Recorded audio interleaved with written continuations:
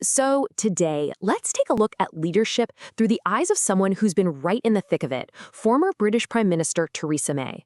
We're going to use her own words, her own reflections, to really dive into the incredible pressure of that top job, the challenge of leading a country that's deeply divided, and her pretty stark warnings about where democracy is headed. Let's start with this quote, because it gets right to the heart of the matter. It speaks to this profound loneliness of being in charge.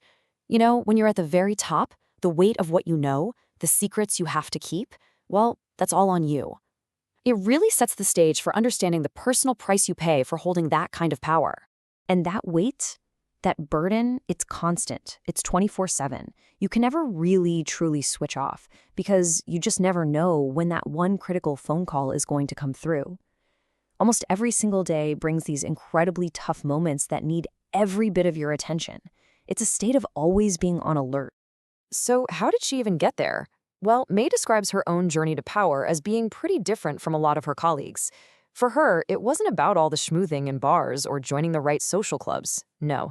From a really early age, politics was about one thing, and one thing only: getting the job done for the people you represent. And you can see that in her career path. It was this steady, methodical climb. She started out at the Bank of England, then moved into local politics, then got elected to Parliament, and eventually rose to one of the toughest jobs in government, Home Secretary, before finally making it to number 10 Downing Street. And along the way, she noticed this interesting difference in how men and women of her generation often thought about ambition. She describes men as, mapping out their entire career path right to the top, super confident. Whereas women, she observed, were more likely to doubt themselves, to ask, am I good enough? Do I have the skills? Often waiting for someone else to give them the green light. Okay, so this path led her to what you could call a real trial by fire. First up, the Home Office. This is one of the most senior, most difficult jobs in government. You're responsible for basically everything from policing to national security. And during her time there, she faced a crisis that was, it was unlike anything else. The Salisbury attack. This was not your typical terrorist plot. No, this was a calculated, deliberate act of aggression by another country, by Russia. A chemical weapon attack right on British soil. And the weapon they used? Something called Novichok. This is a military-grade nerve agent. We're talking about something specifically designed to be lethal. Using it in a quiet English city was just a shocking escalation, a complete violation of international law. And this is where this huge geopolitical crisis becomes very, very personal. After the attack, May came face to face with Vladimir Putin, and she describes this moment not as some diplomatic photo op, but as a direct, icy confrontation. The message was clear. The Russian state had tried to kill someone in her country, and she was not going to pretend otherwise. But believe it or not, this Salisbury attack was just one crisis. The challenge that would come to define her entire time as prime minister was, of course, Brexit. After the UK voted to leave the European Union, she stepped into office with a clear promise: change is coming. And the moment she had to make that call, wow, it happened so fast. She remembers being in her kitchen at home just watching the news when David Cameron suddenly resigned. In that instant, the phones just started blowing up, and she had to decide right then and there if she was going to run. So once she was in, she basically had two huge goals. First, she's a firm believer in democracy, so she felt she had a duty to deliver on the referendum result, even though she herself had campaigned for Remain. And second, she desperately wanted to heal the country's deep divisions. She even built a cabinet with people from both sides of the Brexit argument, trying to find common ground. But that attempt to find a compromise, it was met with an absolute political firestorm.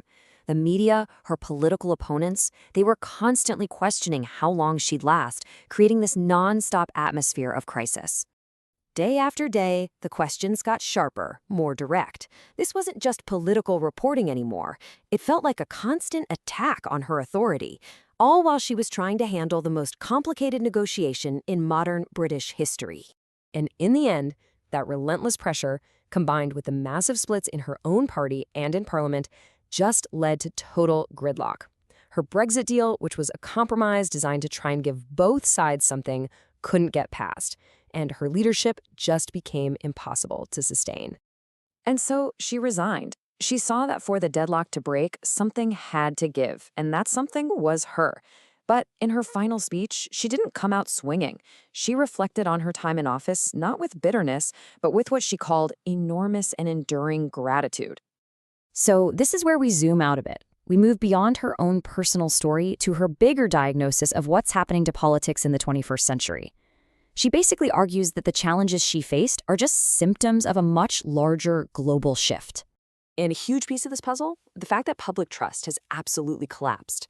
Faith in politicians is near an all-time low. And that creates this deeply cynical environment where it becomes incredibly difficult to lead because so many people are already primed to believe the worst. Now, May has this fascinating way of explaining what's fueling this, which she calls the Old Joe effect. Think about it. A few decades ago, if Old Joe had some extreme view, he was just some guy muttering at the end of the bar. But today, social media lets all the Old Joes of the world find each other instantly and validate each other's views. Then the algorithms kick in, amplifying it all, creating these powerful echo chambers where you never have to hear another point of view. And here's the real kicker. In that kind of world where algorithms are pushing everyone to the extremes, the very idea of compromise, the thing that makes democracy actually work, it starts to be seen as a weakness, as a betrayal.